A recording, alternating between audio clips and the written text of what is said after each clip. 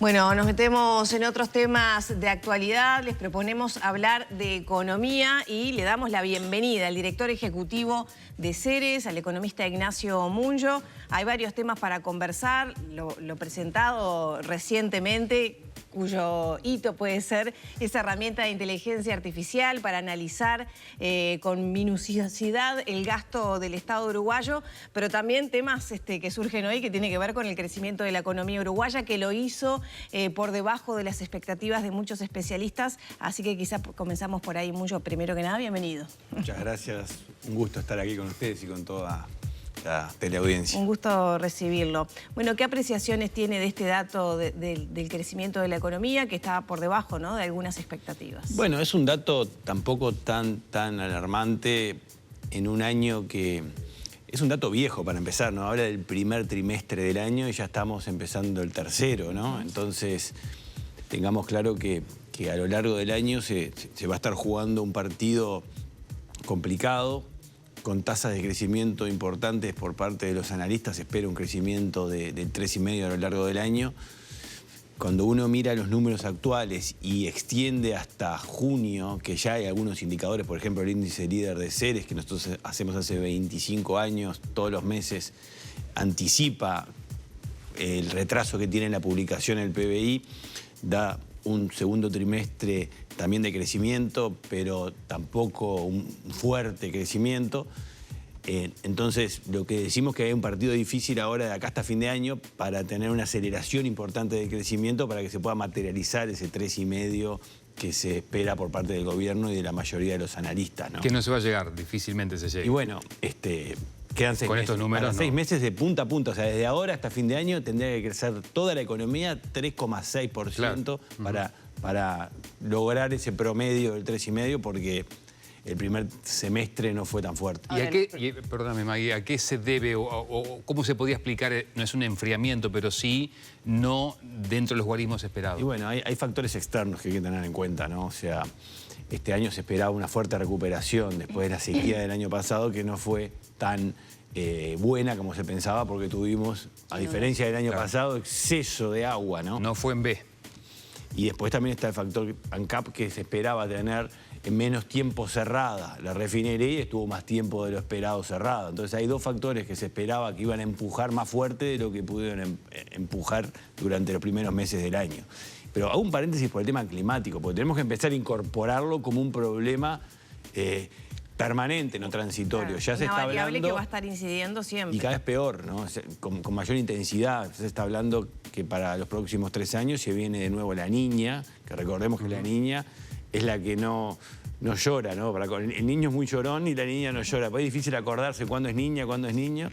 Y bueno, y se vienen sequías de vuelta con una alta probabilidad, que hay que tomar recaudos y saber que el factor externo climático imposible de controlar es cada vez más profundo, ¿no? Ahora, como contracara, ¿qué expectativas hay o qué rubros podrían crecer en este segundo semestre? Que están creciendo en el Uruguay vienen de la mano del consumo interno, con la suba que está teniendo el salario en términos reales, en parte por una decisión, ¿no?, de este gobierno de frenar la inflación, de achicar la inflación a costa de otras variables que afectan la competitividad de la economía, como es el dólar, ¿no? Esta pulseada permanente entre dólar e inflación se ha llevado que se tomara una decisión política de concentrar todas las baterías en bajar la inflación. Eso tiene consecuencias en aumento de salarios reales, aumento de poder de compra de los hogares, de las familias, y eso empuja el consumo interno, y uno ve datos de ventas en centros comerciales y han mejorado, uno ve ventas de autos de 0 kilómetros y han mejorado, uno ve los viajes de uruguayos al exterior, están rompiendo todos los récords. O sea, el motor hoy más fuerte que tiene la economía es el consumo interno, pero es un motor limitado, porque una economía como la uruguaya no puede crecer permanentemente en base al consumo interno, tiene que crecer en base a la producción y la exportación. Abro un paréntesis. ¿Cómo se vincula esto con el dato del Cuesta Duarte de que hay 100.000 personas más que ganan 25.000 pesos con respecto a 2019? ¿Ese es el límite? Porque, digamos, este avance económico de compras, de viajes, lo puede hacer el que gana más de 25.000 pesos, claramente. Sí, o sea, son dos realidades paralelas y existentes, preocupante este número. Hay un factor que se le agrega que también influye en toda la población, es que, y que hace que se consuma más en Uruguay, es que Argentina se ha encarecido. Entonces también todo el consumo del litoral ha aumentado mucho, porque la gente no está yendo tanto a Argentina, incluso desde Montevideo está yendo menos. Por lo tanto, son factores que existen, están presentes y están haciendo que el motor de la economía venga por ese lado, más allá de que haya permanentemente, o sea, un núcleo muy importante de personas que tienen niveles de ingresos bastante reducidos para lo que es el poder adquisitivo y el costo de vida en el país, ¿no? Lo manejaste recién allí al pasar, y a propósito de la actividad económica basada en el consumo. El otro día, charlando con algunos trabajadores, representantes de gremiales, pero también con algunos empresarios, están notando que otra vez Argentina de a poquito se está poniendo más barata.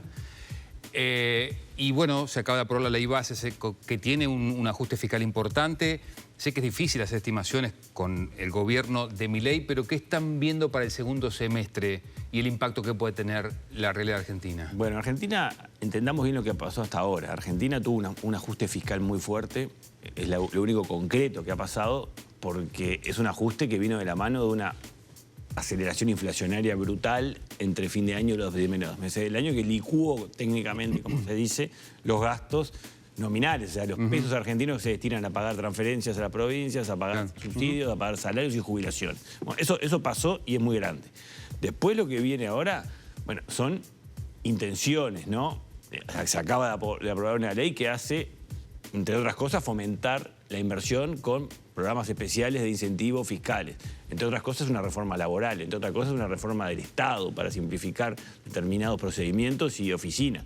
Todo eso va a tener que implementarse, va a tener que generar la confianza en los inversores en Argentina para que empiecen a mover la economía. Y siempre se habla del segundo semestre, esto ya parece algo muy reiterado.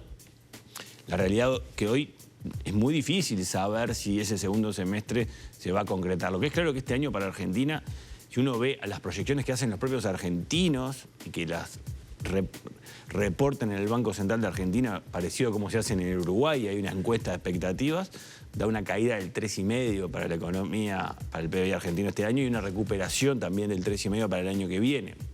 Esa expectativa del año que viene ya no tanto segundo semestre, sí, famosos brotes verdes pueden ser, pero en realidad el crecimiento se está esperando para el año que viene, que también, ¿no? Tomémoslo con pinzas, no es un crecimiento considerando que se van procesando positivamente una serie de cambios que son muy complejos que se están viviendo en Argentina. Por lo tanto, como resumiendo, se vio, sí, esta suba que tuvo el dólar en Argentina, por lo tanto, abrió de vuelta una ventanita de abaratamiento para los uruguayos, ahora de vuelta se estabilizó el dólar y la tendencia indicaría a que en la medida que la inflación en Argentina se vaya a ir achicando, y bueno, se va a ir generando una nueva paridad cambiaria con Argentina que no va a ser tan favorable para el Uruguay como el año pasado, pero que tampoco va a ser un país caro para los uruguayos. O sea, va a generarse una situación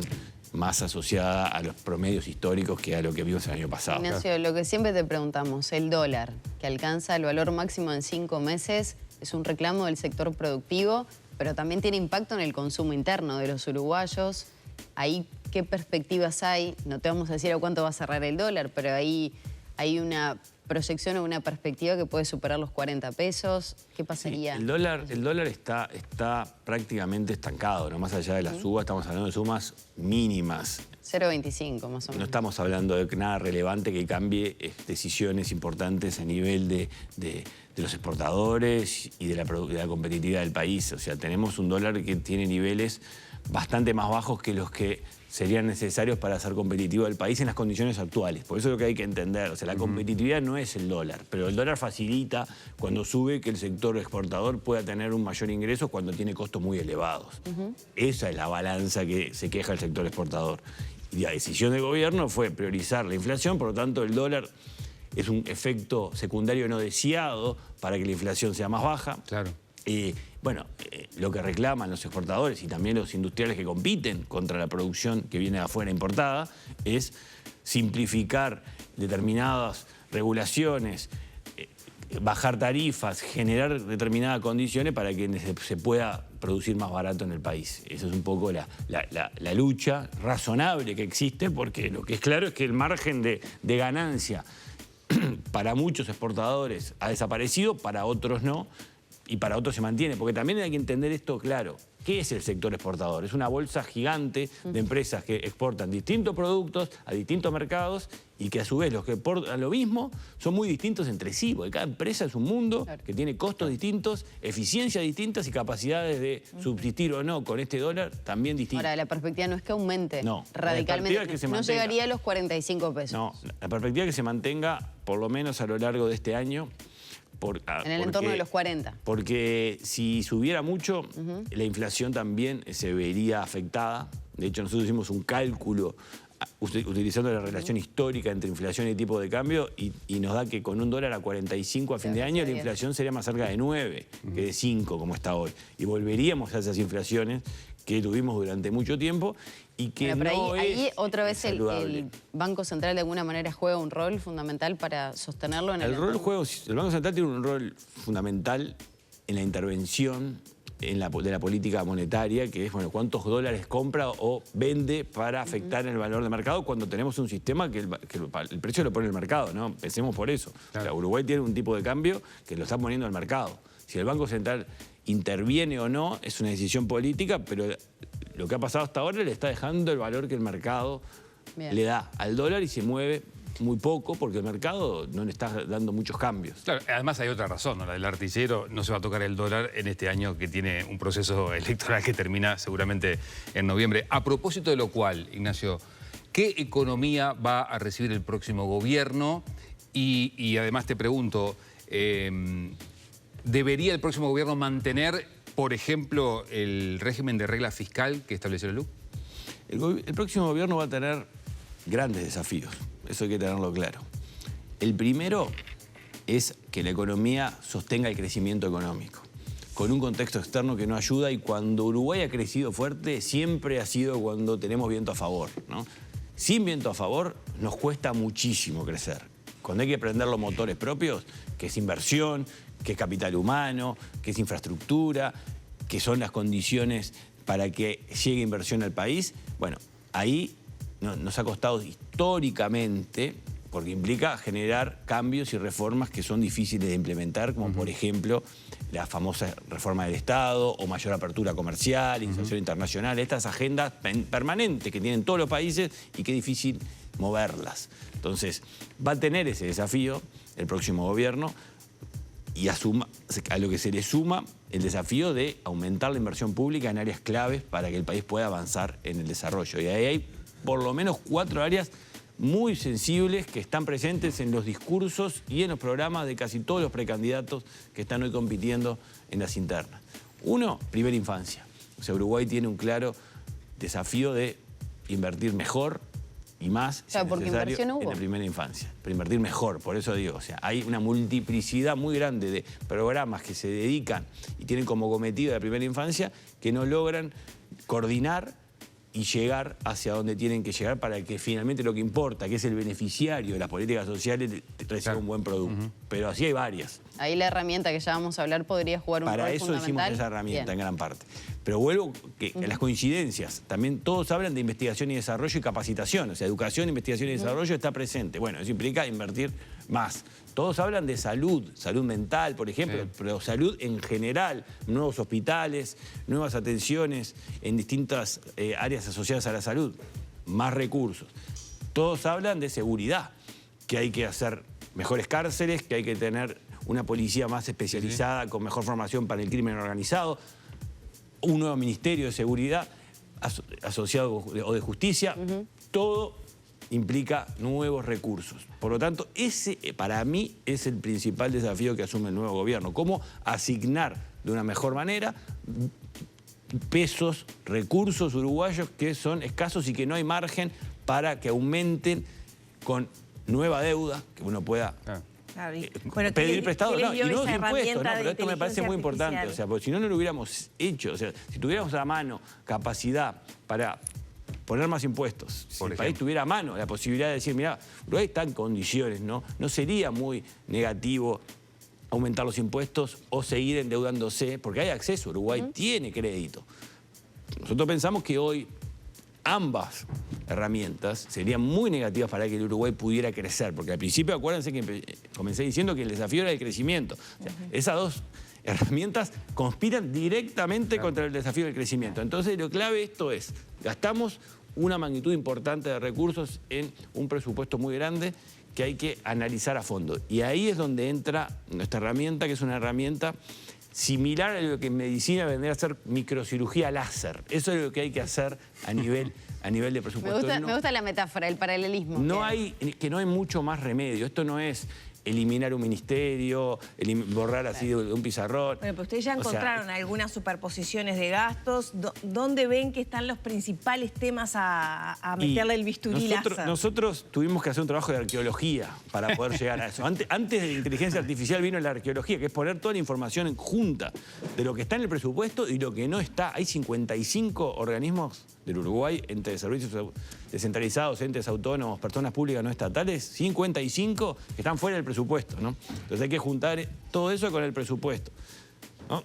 Hay que buscar los cometidos de cada una de las entidades que están ahí. O sea, ¿a qué se dedican? ¿Para qué están? O sea, ¿para qué están siendo un recurso utilizado por los uruguayos? Bueno, y después analizarlo. Una vez que esta información está junta, ahí aparece la inteligencia artificial.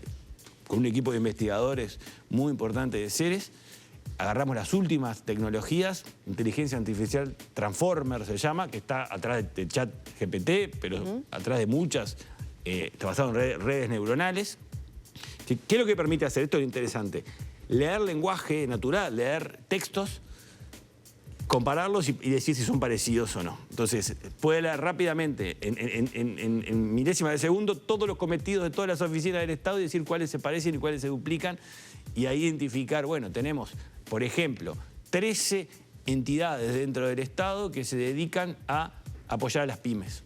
13 entidades que tienen entre sus cometidos a apoyar a las pymes. Y uno se tiene que preguntar, ¿están siendo apoyadas las pymes como pensamos? ¿Cuántos recursos se tienen ahí? ¿No sería mejor unificar algunas de esas? Hay también hay como 14 unidades dentro del Estado desperdigadas en materia de infraestructura, que se dedican a oficinas de infraestructura. ¿No sería mejor coordinar más esas entidades y no se generarían ganancias de recursos? Pero no es solo ganar recursos en esto, es asumir responsabilidades, porque si hay 13 oficinas que tienen la misma responsabilidad, ¿quién es el culpable de que las cosas no salgan bien? Y bueno, es muy fácil mirar para el costado cuando hay 12 más que también tienen la culpa cuando no están saliendo bien las cosas. Por lo tanto, lo que hace esta herramienta es simplemente informar, mostrarle a la población, y por eso está disponible para cualquier persona que la quiera usar.